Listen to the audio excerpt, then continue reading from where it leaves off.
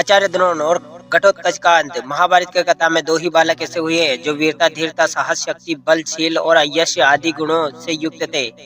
एक अर्जुन पुत्र अभिमन्यु और दूसरा भीम पुत्र घटोत्कच था।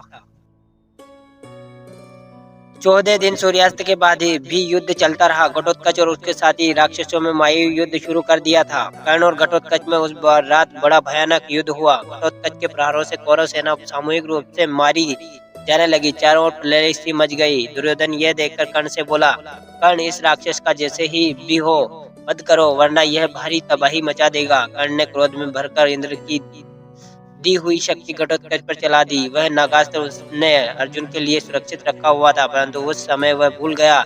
नागास्त्र के प्रयोग से घटोत्कच जमीन पर आ गिरा और मारा गया। घटोत्कच के मारे जाने पर समाचार सुनकर पांडवों के दुख की सीमा न रही। इतने पर ही युद्ध बंद नहीं हुआ। द्रोणाचार्य के बाणों की तीव्र बौछार से पांडवों के असंख्य वीर गाजर मूली की तरह कटकटा कर गिरते जा रहे थे। पांडव सैनिक भयभीत हो उठे। ऐसे समय श्री कृष्ण के निर्देश पर भीम ने अश्वत्थामा नाम के हाथी को मार डाला और युधिष्ठिर के मुख से उच्चारित करवाया।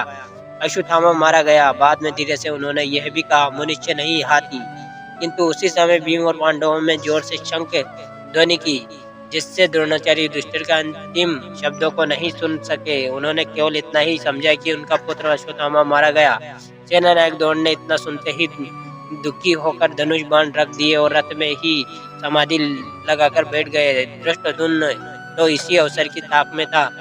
वही तेजी से द्रोणाचार्य की ओर हाथ में नंगी तलवार लेकर बढ़ा। यह देखकर चारों ओर हाहाकार मच गया, परंतु द्रुपद पुत्र धृष्टद्युम्न रुका नहीं।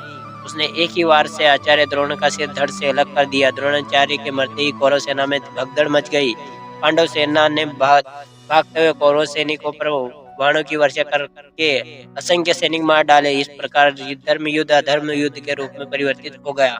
तो साथियों, ये थी आज की कहानी। आई होप आपको पसंद आएगी। पसंद आए तो हमारे चैनल को सब्सक्राइब कर वीडियो को लाइक कर दीजिएगा। चलिए साथियों, मिलते हैं किसी नई कहानी के साथ, नए टॉपिक के साथ। तब तक के लिए धन्यवाद।